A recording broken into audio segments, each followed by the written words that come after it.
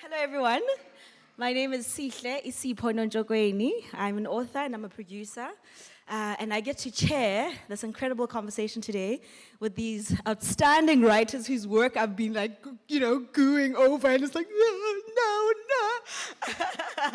On my left, I have Sarah Isaacs, and today we're specifically talking about her book called Glass Tower, which was recently published on the 5th of September.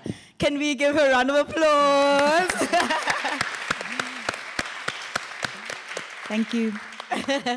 Sarah is a visual storyteller and, of course, a writer as well. And I think we have such interesting conversations that have to do with identity at the nexus of them here that we get to talk about in this conversation. And then we have Gail. Hello, Gail. Hello. So I actually write books for kids. So usually I'm saying, like, can everybody say Wonder the Brave? Can everybody say Gail the Brave? Gail is a multi-author of 6 different novels. And today we get to have a wonderful conversation about this book in particular called Little Secrets. Gail is also an attorney, just does such incredible work. And I'm very excited for us to have this conversation today. Everybody say Gail the Brave. Gail the Brave. And then we have Wisani Mushwana. Wisani is both a scholar and also a writer who writes such interesting and creative work around both silence, masculinity, queerness, and I think today that conversation is particularly important in this question around the performance of normal. Can everybody say, everyone's like, no, please, stop. Hi, everyone. And the author of A Soft Landing. It's such a beautiful title also. I think just to start off our conversation, I found this page from Glass Tower so interesting. I think it opens us up both to the actual text itself, but also to who the writers are. And I think if they have a moment to be able to introduce themselves specifically with regards to the topic, it just gives you guys a better sense as well of who they are and what they care about in the subject. There's this beautiful line here. It's on page 12 of Glass Tower. And it says, Layla thought back to her old school and neighborhood, trying to figure out if normal was the same everywhere. And that line struck me so much because I think especially as a child, when you're trying to make sense of what's real and what's not, it's like, is this normal everywhere? Is this how everyone is, right? And so I think it just opens this conversation so beautifully. But I think just so that people get a better sense of who you are as well, if you could perhaps share parts of your own identities and the ways in which you have had to perform normal and think through the idea of, is normal everywhere in this way?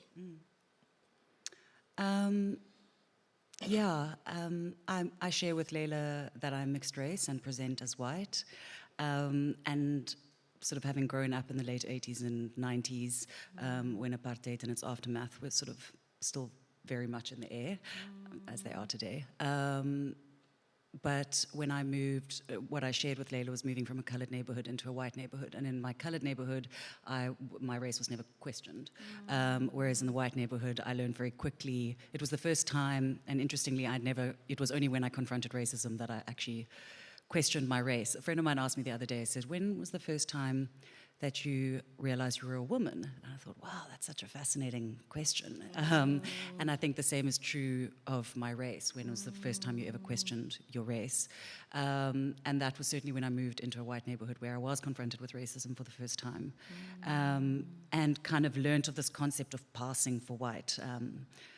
Someone introduced me to presenting as white the other day, which I think is a much better way to say it, because passing it sort of infers a fail of some kind, which is another normalcy we don't want to deal with. Exactly. It speaks to this, right? That like white is the norm, is the pass, is and then everything else is some level of failure. And just quickly learned that I appeared white to people by the racist jokes that people started saying around me, the slurs that they used, kids. And I thought, shit, how do they know? They obviously haven't clicked that my dad would be on the butt of these jokes. So for me, that was, I learned how to perform whiteness. My accent changed. I kind of started to deny my father to a certain extent. I started to like question, how much of my genetics are white, how much of my genetics are colored, which is so bizarre when one can think that it's just, little more than a social construct, a very important social construct that has far-reaching ramifications. But, as a teenager trying to figure out, what percentage of my genes are X and Y, and my moms are stronger, so therefore, yes, actually I am white. So that was my kind of, it was the part that I share with Leila, and that I was very grateful to be able to explore that kind of mixed identity, because as I've said before, I'm so privileged to present as white, and so speaking about the mixed experience is something that I don't often feel I should have the space to do, or shouldn't take up space talking about it. So it was lovely to be able to do that in the book. I mean, I just want to add a line from the book where, just as Sarah, and you said Isaac's, where Sarah is saying about the kind of jokes that then become permissible to say. And the character Leila in the book has a moment where she's in class, and they hand over a note to her and they say, Rosie is a kafir, right? She's dirty. And I just imagine, just as that character in the story specifically, reading that note to yourself, and you can almost see this child making sense of what does this word mean. Like, so she sometimes just sits and she's like, Kappa. It's like, suddenly it sounds different. It becomes softer as the performance of normal with this character in particular becomes, right? Yeah. So thank you so much for sharing that. Thank you, Gail the Prayer.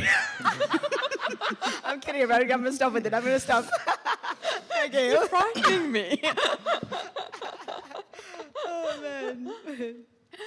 Okay, so my book is I come from a very particular world in Joburg, kind of a middle class, white, suburban life, and that is what I write about. I think there are a lot of conversations to be had about what experiences can we write about, what can't we write about, but this is a world I know well, but it's also a world that I come to from quite a...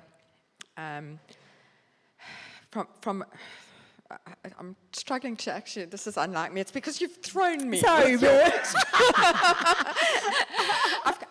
I've come into from the outside, but into this private school world of suburban Joburg, where people present in a particular way.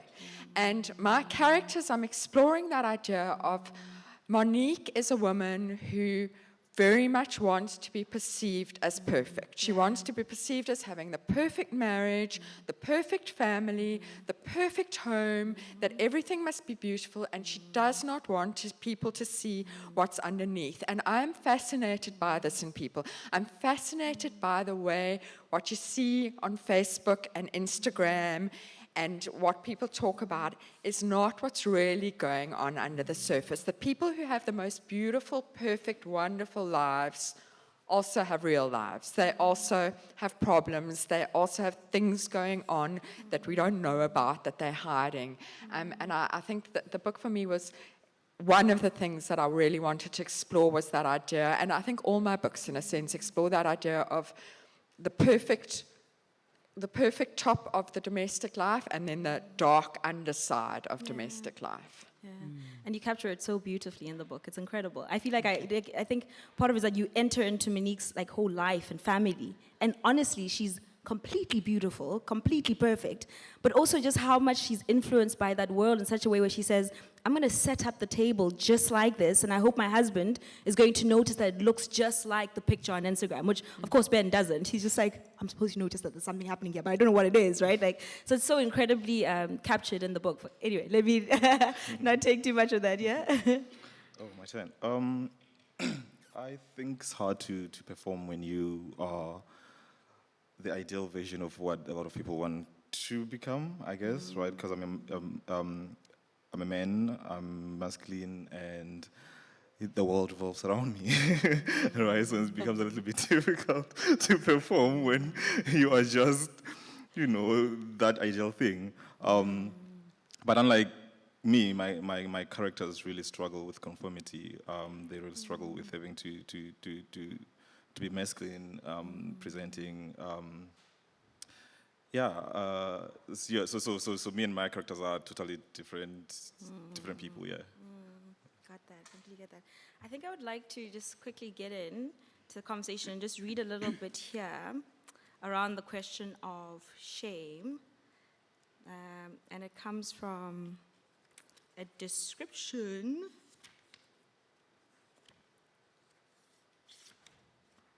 And suddenly I'm not going to find it when I have to. Yeah, I think I'm going to quickly read from this description from Sarah here. The description of something that feels like it should be a secret, but that continues to haunt you, right? And it says, I try to hide it from my mom and dad because they don't like it. They think I'm doing it for attention. I make my bed in the morning while everything is still wet, and when I get home, I scrub.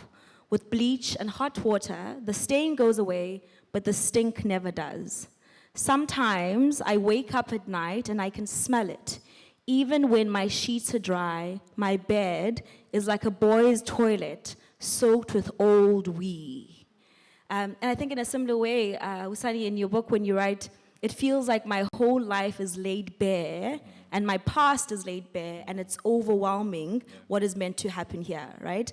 And I think what's so interesting about what brings shame is that even when you've tried to hide it, that it continues to be so pervasive and stinks like this wee and almost like shows up in places that are completely unwelcomed, right?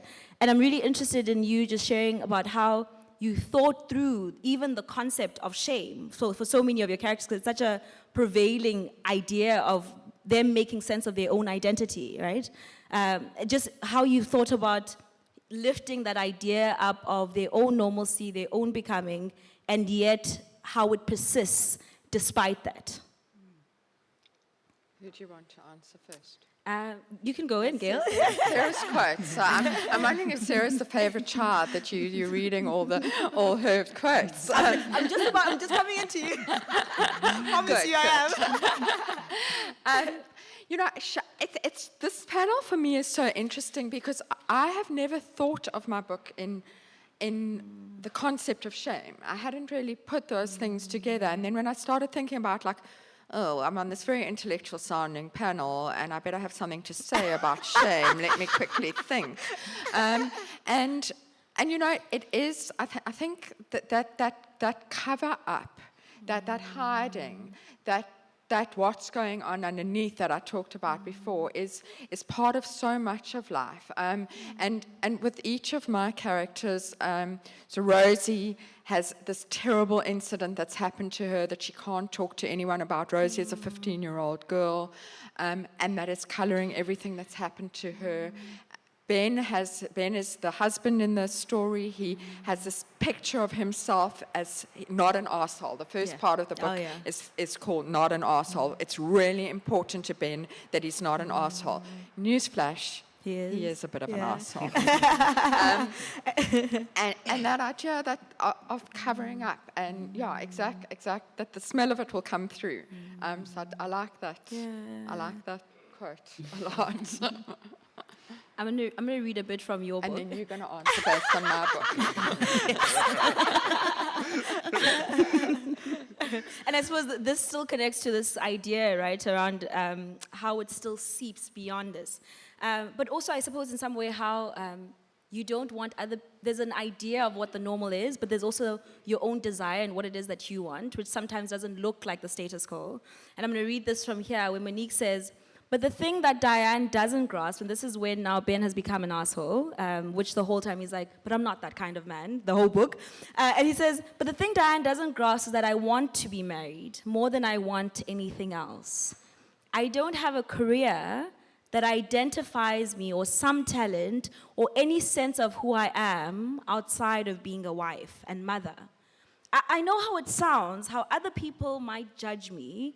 I know that perhaps I should be thinking about what I'll do if Ben leaves, how I'll self-actualize and find meaning, but all I'm focused on is playing my cards in a way that will keep Ben and me married. And then it says at the end, once I've done that, I'll then figure the conversations around forgiveness concerning the fact that I have no identity beyond being Ben's wife. And I think there's two things to me that, I mean, throughout the books about the almost like the foundations of identity that are often shaken in these characters through either an event that happens in their own lives, but also how there is an idea of how they ought to perform, even when there's a recognition in themselves that this is what I am, right? Or this is what I actually want. But that sense of a foundation that is almost shaky, that becomes the base point for the source of shame. It's really not a question. I guess it's an opening up to the ideas that prevail in your own books around that as well. Yeah. I'm thinking about my own character, Anzani, who possesses feminine characteristics, right? He's a young boy possessing feminine characteristics, whereas he's supposed to be, a man, masculine presenting, and so he is kind of forced to undergo a metamorphosis, right? He has to kind of shed all those feminine characteristics so that he becomes what a lot of what the community wants him to become, right? They want him to become a man, and so he has to kind of let go of those feminine, I guess, suppress in a way, right? Those feminine characteristics, and I think shame has to do with that, right? Because they shame him into doing that. They shame him into repressing those feminine qualities, and so shame becomes a part of his life. It haunts him for a long time. Because it's embedded in his system, like he's always aware of how he has to act, right? I think that's. I want to comment, sorry, on just the bit that you read from my book. That a thing that I was interested in exploring is this idea: women at the moment are under quite a lot of pressure. We're in the have it all, be it all phase. That we can now have it all. But you also have to do it all if you're having it all, and we're under pressure to have a wonderful, successful career and be great moms and be great wives and run a perfect home. And Monique doesn't want the career. And I wanted to explore that because we are now expected to want it all. Because we can have it all, we're expected to want it all. And some people don't. And it's okay.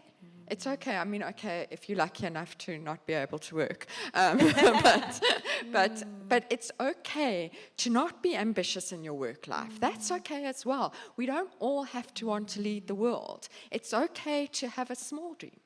And I wanted to explore that a lot. Maybe because I am quite an ambitious person, I wanted to explore the other way of being. And maybe something to the audience, I think what I find interesting about that idea is like, even when you know what you want, that what you want still feels inadequate. And wrong, and not what society expects you to want. That's kind of the sense that it's interesting. It's like, where does the shame come from? Does the shame come from the fact that you don't fit the norm, or does the shame come from all the pretending acts and performative acts that you put on to then fit into the norm? Because they almost, and I feel that scene where that you read out from is Frankie sharing with Layla that she still wets the bed at age 13, and how they come to the secret sharing sort of little get-together is that Layla wants to tell Frankie that she sleeps on a mattress at the foot of her parents' bed at 13 because she's so scared of the dark, which she's obviously ashamed of because at that age she shouldn't be doing that. And what brings the shame actually more than sleeping at the bed is that she's having to lie to Frankie about it because she always moves the mattress back to her own room and hides it. Oh, sorry. And hides it every time Frankie comes to sleep over. So she's committed to telling her about this. And then Frankie shares first about wetting the bed, and Layla is so taken aback by this sort of vulnerability that she shows in that moment that Layla ends up sharing a far darker, deeper secret for the first time in her life. And that's the interest, that like with shame, is that her being so vulnerable and sharing this very messy, kind of ugly thing awoke something in Layla that made her say, okay, cool, now I'm ready to share this very ugly, messy thing. And the sharing of it wasn't nice either. I think there's this idea that we'll let go of our shame and everything will be rosy and, speak up and you'll feel better. And that's not the case, I mean, in fact, that was just the seed that was then planted for the rest of the book and all the mess that happens after that divulgence, I mean, I think what's so interesting about that scene in particular is that Layla says, I need her to share something first that I'll be able to use against her later if necessary, right? Like, so it's almost like, sure, I can have this little secret of mine, but I need to know a worse secret from you so that if you ever try to use that secret against me, that I have power in it too, right? Like, and it's just such an interesting idea. But I think what's really interesting, and I was about to read Anzani so I can have fair reading practice here. I'm going to read something just to kind of give you a sense from the book itself, a part of what Anzani was saying. But as soon as we do that, I want us to actually move into the secret that Layla shares, because it's actually a secret that's shared across the books around childhood and early sexual experiences. One, that either spark a curiosity, but two, also either spark an early shame. And I think in your book, for instance, what happens, it's a 5-year-old girl who's been mistreated, but to her, it feels like I did that, right? And the friend says, well, oh, was she your boyfriend? He says, no, he wasn't, I was 5.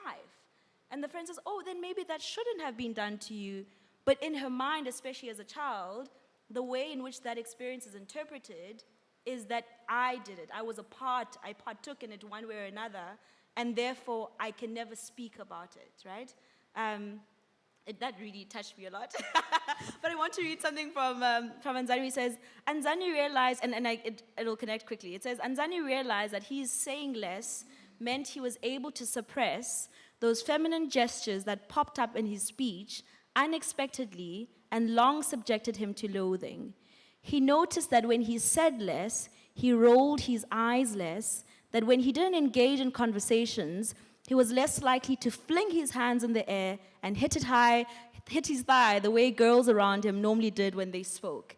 And so he lessened his interactions with people because being around them meant the way he carried himself was less examined and less questioned.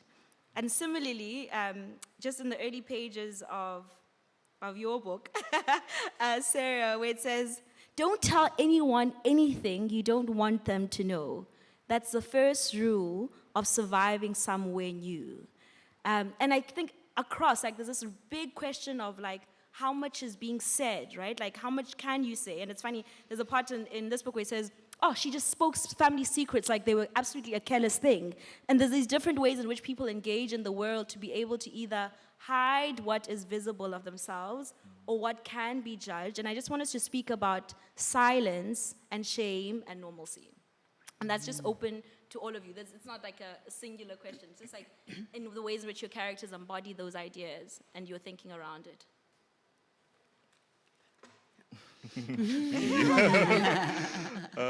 Silence and shame. I'm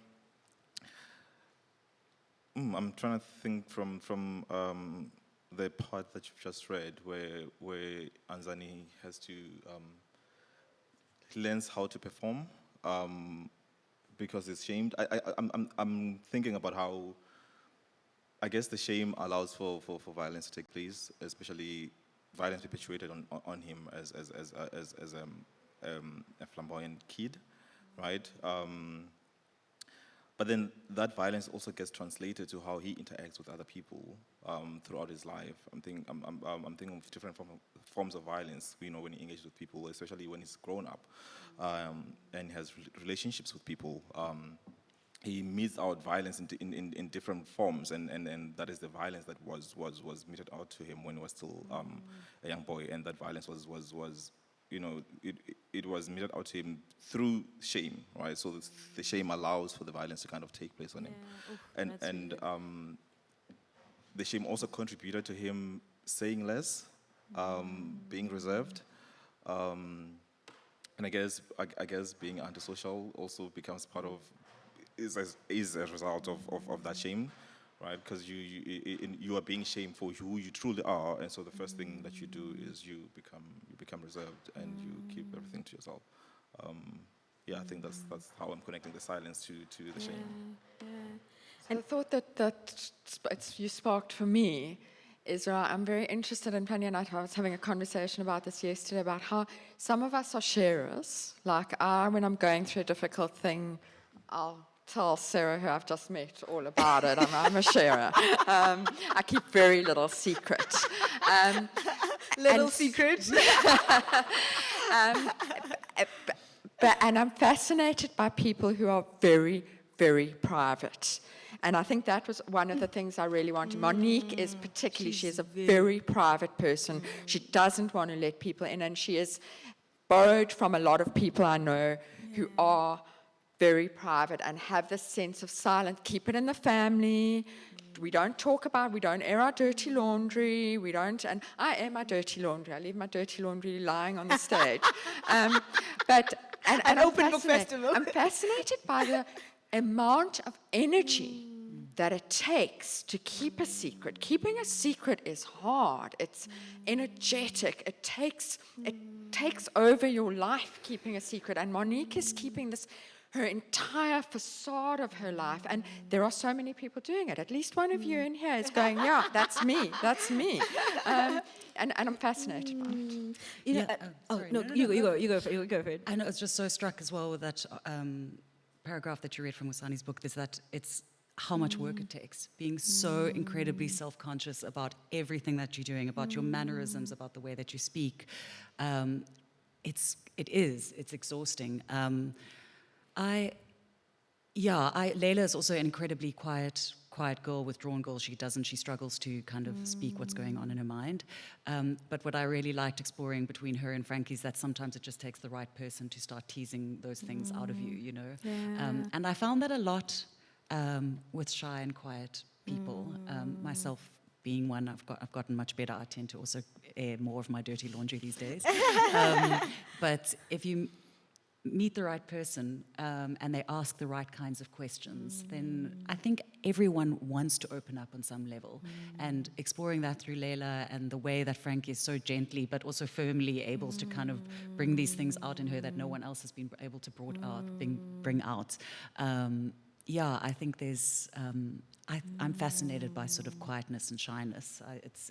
It's very interesting because you assume that the quietest person in the room has nothing to say, but I think quite the opposite is true. You know, there's so much going on there and so much processing happening that you're just not aware of. Yeah. Monique, I think I'm just thinking about, there's a character in the book, Ben, who's the husband to Monique, right? And for most of what happens with Ben is that for a long time, he just lets things pass, right? So he decides, well, I won't study what I want to. I'll just do actuary because that's what my parents want. I won't be with Bavina because, she's not, she's not what my parents want, and therefore this, right? And for a long time has an ideal version of who he is and plays by that book. So it's almost like a script. It's like there's a big part of it is conformity. Judith Butler says this thing, therefore womanhood isn't a state of being, it is a pattern. You keep doing it rhythmically over and over again in such a way that you finally become it. And I think for him, there's an ideal version of himself that even in the moment where he realizes that I'm actually in a relationship I shouldn't be in, he still says, but it isn't that, right? And so I'm interested around about the incongruence in identity between the idea that you think you should be and what you actually are as well. Yeah, so the background to that comment is that Ben and Monique are a couple who have maybe not got married for all the best reasons. They've got married because of a lot of social pressure. They are both Jewish, and it's important to their families that they marry a Jewish person. And so they have in each other found kind of the best of what, they like each other, they're attracted to each other, they're both lovely people, and this works for their families. And so they get married. But Ben goes from playing a role to rejecting the role to realizing that actually, maybe I'm going to shut up, that's a spoiler. That maybe sometimes just when get the book. Is everybody getting the book? Sometimes when you're acting a role, you're acting it because that is actually what you do want. Is that a spoiler? I don't know. I'll just shut up now. Oh, man. I'm going to come to you, and then on page 77 of the book itself, there's this really incredible scene, and I'm thinking a lot about, in this scene in particular, about grief and shame, especially when it feels like something could have been preventable. I think, most of some of the shame that is carried, when I think of a little girl having shame about something that she didn't do, it's almost like it doesn't belong to you, right? But I think in an instance where a mother loses their child and there had been a suggested solution that she could have taken up, and then there's a permanent outcome to that feels like maybe I could have been able to prevent that, right? Like, and I just think of Layla in the story as well, right? Like when she says, like, why did you leave me? And she's asking her mom, like, why did you go? And she says, like, well, I never left you. And in fact, Frankie told me the secret. But I think for a mother who's seeing a situation where something has been done to their child and feels like, I should have been there, and had I been there, I would have been able to prevent that. And I guess just kind of opening that part, maybe let me just read a little bit of the moment where this child dies. It says, it goes in there. It says, Nzani had anticipated that Violet would scold him climbing the guava tree because she told him to cease doing so. But Violet, without acknowledging him, had walked into the house to her bedroom where Nzani had a screech, forcing him to jump down the rest of the way and dash to his mother's bedroom. He found her holding the blanket tightly to her chest. She stuffed it into her mouth, and when she saw him emerge from the doorway, as she realized she had alarmed him and tried preventing her shrieks from reaching passers-by. Each shriek left her neck bulging with veins, her face tight and wet. She seemed tired of crying, tired of breathing, tired of walking, and tired of controlling her own frame. When she started gasping for air, Nzani pulled the small blanket away from her mouth before rushing out of the door. And of course, the father is there saying, had you listened to our ancestors and believed what they said, our child would not have died. Yo, that is hectic. Who wrote that? I don't know. That's quite hectic. The father, let me start with the father. So the father is Pete, right? And he has lost his job, right? And in losing his job, he has lost this significant thing that defines his manhood, right? The provider of this family.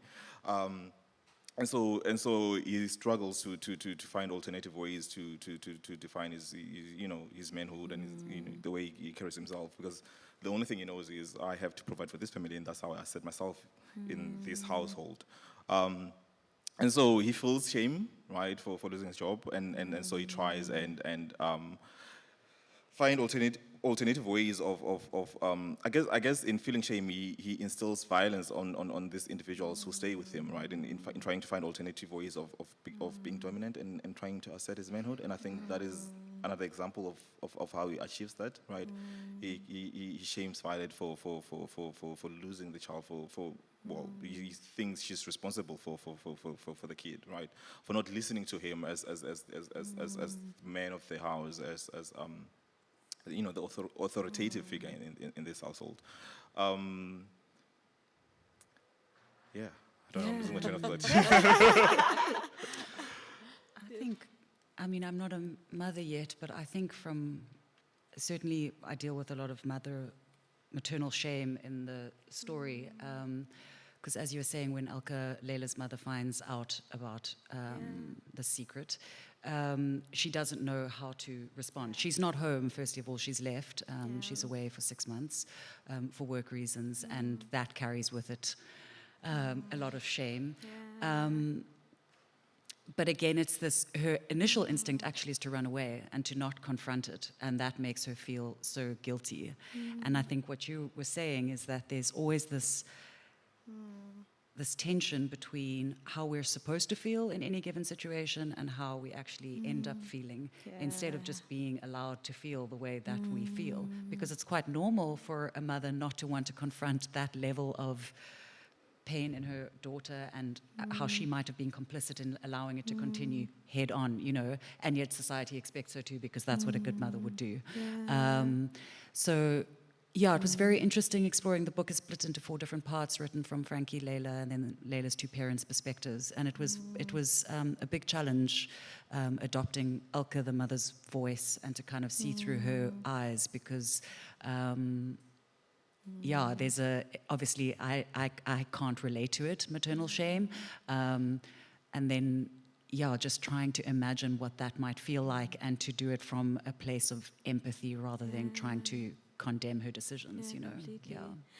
I felt so much of her pain, because there's so many the moments where she's like, it wasn't your fault, and she's like, but the words felt so hollow, but she'd practiced them so many times, trying to think about how she would actually comfort her daughter in this moment.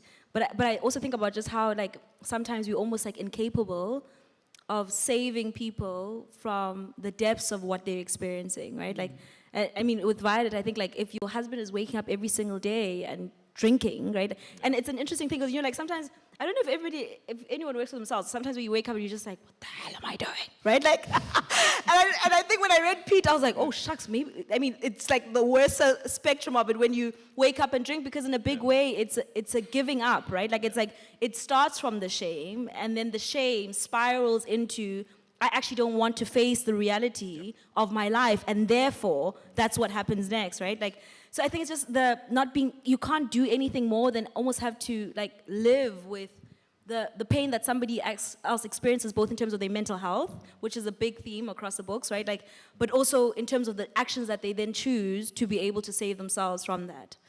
I think, in the interest of time, I'm going to just bring in one more theme that cuts across the books, and I think we just chatted about this before we started, which is around the parent and child relationship and the hierarchy that almost, like, keeps that together.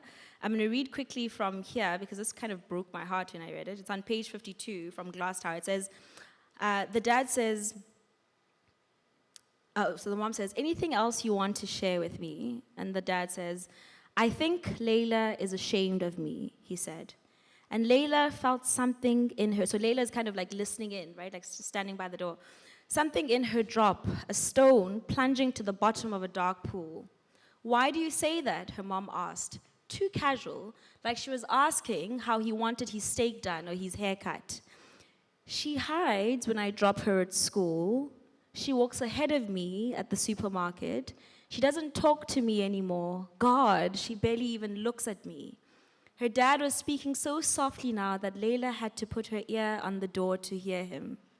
She's the same way with me, her mom said. It's her age, teenager age and stuff, you know, which is quite similar to Little Secrets for Rosie. And says, no, her dad said, it's more than that. She still sees you enough to get mad at you.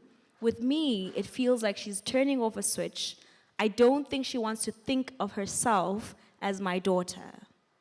And I think, I mean, it's such a, I never thought about how parents have to engage their children in a way of whether they bring them pride or shame, but also how the systems that are in place and the circumstances that they're in influence how those parents react to them, right? Like, and I guess with Anzani, it's like, it's your mom who's ashamed, right? Who's just like, the teacher says, well, wait, is anything happening in your house? It's like, oh, there's nothing in my household that could be turning this child into this, right? Yeah, like, yeah. But I think I just kind of want us to open about how you explore the parent-child relationship in the book, both in terms of the making of identity, but also how it actually generates shame or even pride. Sure, this was, I got a bit emotional reading that part. Yeah, I would say that sort of intergenerational trauma is definitely one of the themes in the book. And it's interesting because I think Dwight, the father figure, has got so much of his own trauma around the colored identity and having married a white woman and then having moved from a colored neighborhood into a white neighborhood.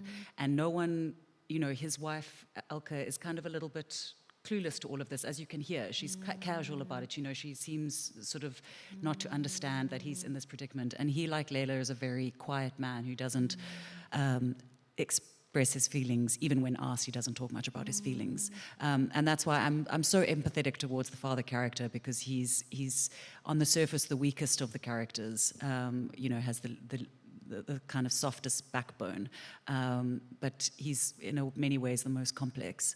And yeah, so I think his shame comes from not knowing who he is, having not dealt with any of the trauma of apartheid and what that did to him and his family. And then with Elke, yeah, I mean, she doesn't seem like someone who carries any shame. I think I have actually called her shameless somewhere in the book. Because she's unapologetic and wears very gaudy makeup and doesn't really, she's seemingly a very strong character. But when you get to her part in the book where I explore her own voice, you see that actually she carries a multitude of insecurities and shame at other levels.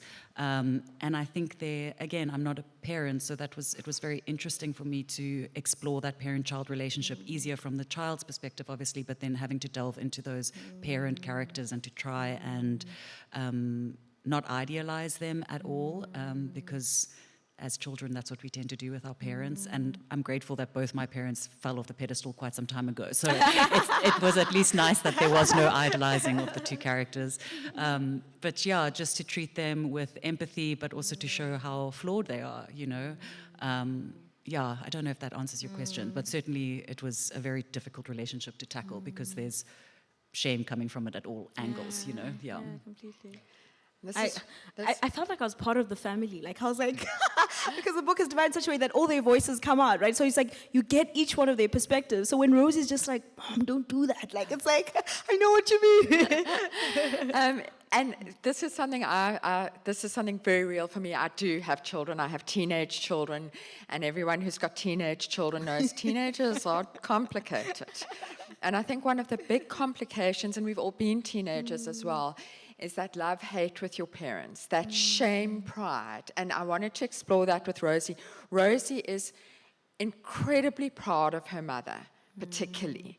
But she also is incredibly embarrassed by her mother. So her mother is a strong character in Monique's own way. She's a very strong woman.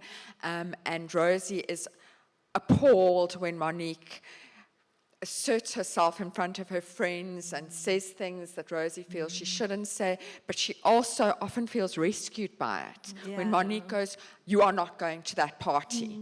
And Rosie is like, oh, thank God. Oh, Mom, how can you say that? Thank God I don't have to go. And that dichotomy, and it for me is so, as a parent, it's what I'm living at the moment, and as daughter, I remember those feelings, those conflicting feelings, and I think it's such a real thing that we have to deal with, all of us, whether as parents or as children, grown-up children looking back. In my work, Anzani does not really have a relationship with his mom. It's always a mother-son relationship. There's always distance, right? You know, you listen to me. Yes, right. You listen to what I say and you do what I say, and so there's no sense of parent-child intimacy that takes place, right? There's this one scene where he returns from Cape Town to Mbabamenchisi and he has to take her to a mental institution. He says hi to her and then he greets her and he holds her hand, and that is quite unfamiliar. It's a strange feeling holding his mom's hand, right?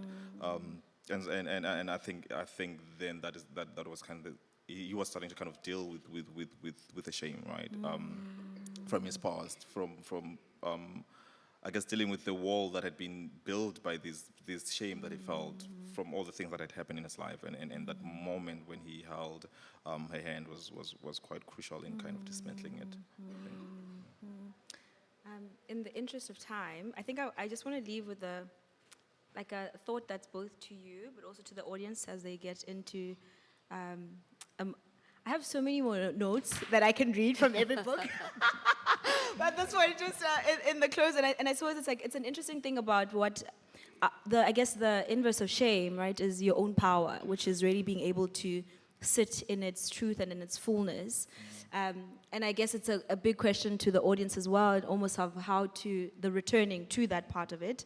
But I want to read this line where it says, "Because I'm colored and under apartheid, colored people weren't full people." And I think all of the characters here are kind of working through their own questions of fullness or inadequacy. And it says, and then the daughter says, "Well, are you full now?"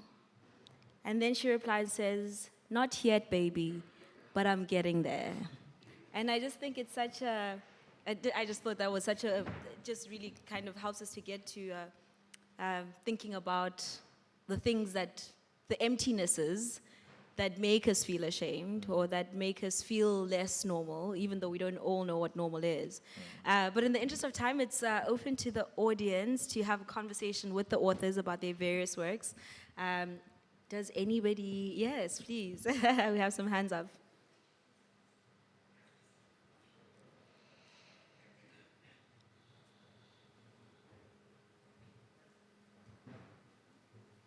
Okay. I probably could have projected as well.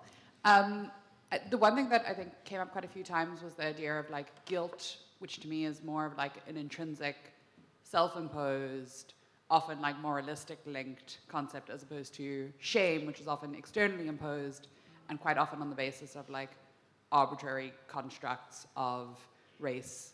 No, sorry, not that race is arbitrary, but like the constructs that have no basis in that they are constructs of race and gender and sexuality and expression.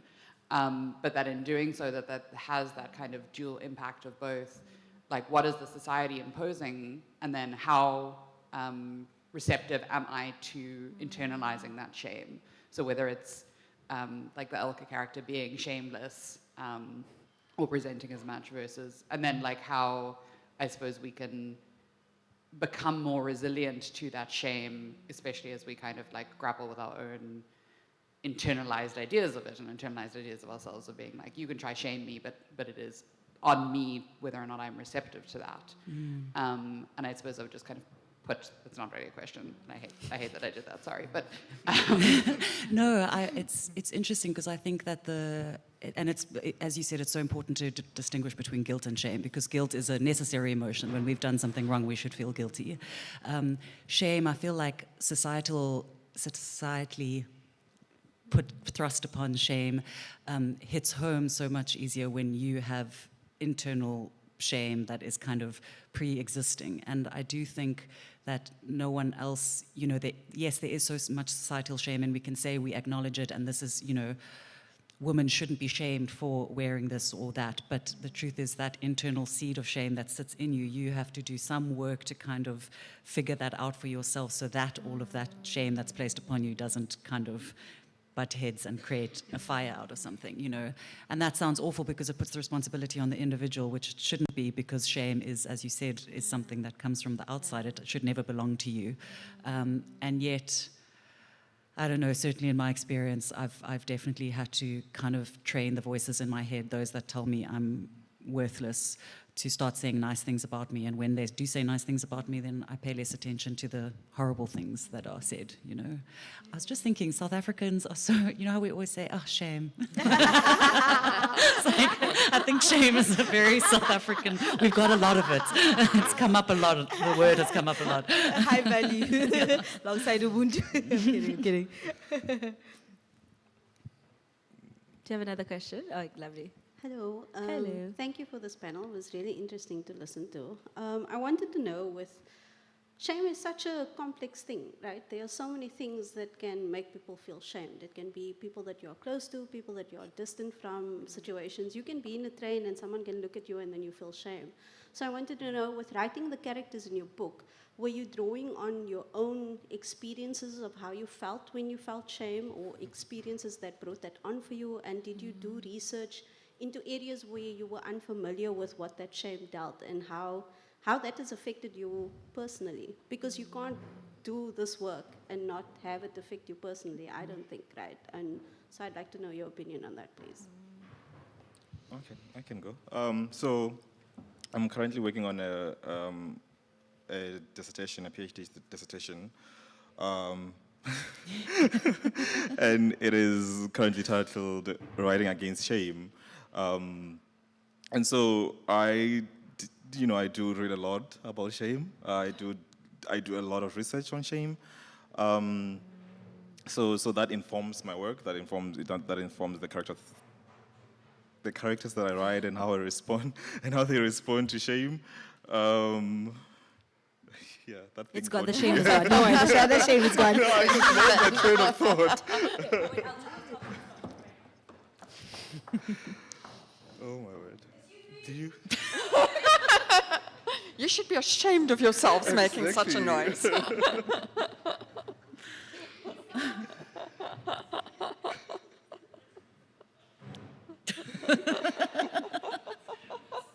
Did you shame them? You're just stopping.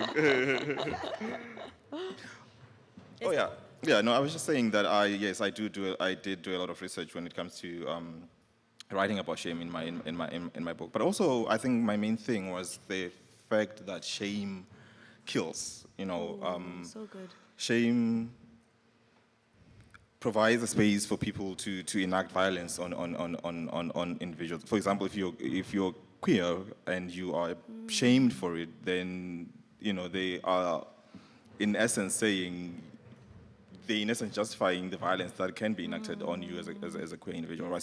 So shame provides a space for violence to take place on you. And I'm also thinking right now with what is happening in America with the whole women cannot get abortion. No, it's okay. That women cannot get abortion, right? Women are being shamed into not getting abortion, right? And that can have severe consequences on them, right? And so I think my idea when I was thinking about shame, I was also thinking about the violence that shame allows to happen on people. Yeah. I think what's incredible and what's very interesting that's also worth thinking about beyond the panel is this, because I think a lot of this is through systems, right? And I think, Wisani, we chatted a little bit about it as well in the book around religion. Yes. And its systematic, almost like insertion of shame, right? Like how it both is a source of it, but also a purification from it. And how it's interesting thinking about this question now around like the violence that's, like sometimes people do it out of the system, that this is our right to do this, Yes. because then we have monopoly over what should be shamed Yes. and what shouldn't. That's just a comment. Yes. Can I add a quick thing? I was just thinking about how shame is, it feels, going back to what you're saying, it feels like something that sits in our bones and it's so intimate and personal. And yet it is something that was learned. I was just thinking in the book, Frankie has this shame around her queerness, but it's because her strict religious family condemned her when she started to fall in love with a girl back home in Bloemfontein. And then with Layla, she's got no shame around her sort of exploration of that with Frankie, and yet she does have all of this shame around her sort of colored identity, whereas Frankie doesn't understand that shame at all because it wasn't something that she was subjected to, So it's very much this thing that's learned, and I like using younger characters because it's when all of those, especially like that teenage time, is when all of these lessons are starting to become internalized, and you haven't quite internalized them yet. And it's kind of that period where you're bridging the gap, and it's just so sad that that's not our natural resting place, it really isn't, even though it feels so natural. Although I wonder, because it's learned, but is it not inevitable that it comes out somewhere?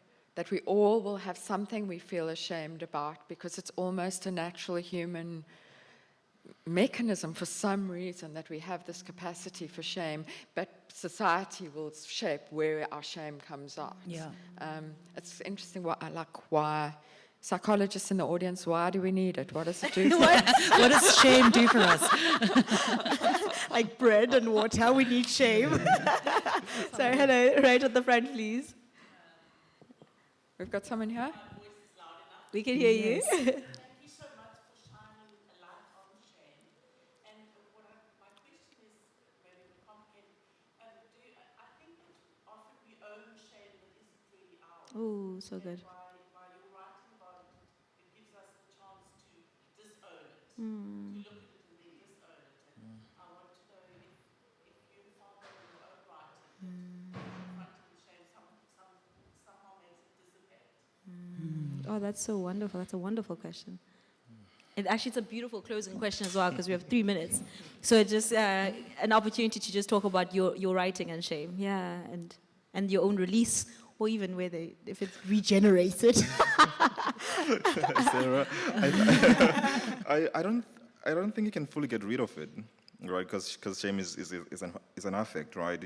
It's feelings, right? You can never get rid of it. But I think you mentioned this, Sarah, that when you become aware of it, then you start working against those ideas that are intrusive and are not welcome, right? And so I think in writing about it, you start working against that shame. You can never get rid of it. I don't think you can get rid of it. I don't know. My comment on it is that writing always has a therapeutic function. There always is. I mean, my writing is very non-autobiographical, unlike Sarah's, I think, which is exploring a personal issue. I wasn't with this book certainly exploring a personal issue particularly, but there's always an element of therapeutic release in exploring ideas in your writing. Yeah, I was just thinking, even though, I mean, I wasn't kind of aware of it, but I don't think I say shame once, and I don't think that word shame comes up in the book, actually. And so what was interesting was that, and this is what I love about fiction, was that you can kind of explore all of these little feelings, you know, and they don't have to have this label of overcoming shame or, you know, these kinds of things that we talk about in panels like this because it is important. But fiction allows you, you know, metaphors and prose and dialogue to be able to, and fictional characters to be able to explore the smaller aspects of these really big feelings. And so in that regard, I found it really therapeutic because I wasn't going into it saying, oh, I'm exploring shame as a theme. You know, it just happened to be one of the things that sort of came up in each of the characters. Yeah. And so that's, yeah, I would say in that regard, it was very, it was a gentler way to explore a very sort of deep and meaty subject matter. So good, thank you. Thanks, Sihle. Oh, it's 1 p.m. on the dot. That's great. I write for kids, so I always feel like I'm always like, can everybody show me a sad face? And I'm like, okay, can everybody show me a happy face? Because I mean, in one part, I think we've explored a very important theme, but I do want to just close it off. And I think this line, this kind of feels a bit biased at this point. But it's also, I keep opening and I'm like, oh, we can't go in deeply into that topic. So just like read the one line at this point. So it says, and so because I think I want everybody here to hear it as we leave. And it says, "Sis, listen to me," Mateo said, his voice sounding old. And this is to all of you today and to each of the characters in the books because they now live and they're with us. Anzani is here, Monique is here. It says, "There is nothing bad about being who you are. One day you'll see that. One day you'll be grateful for that tan or that darkness or that smile, even in winter, and you'll think, I'm so glad I had that." And I just wanted everybody to remember the beauty and the power of what they are and who they are already as you are. So thank you, everyone.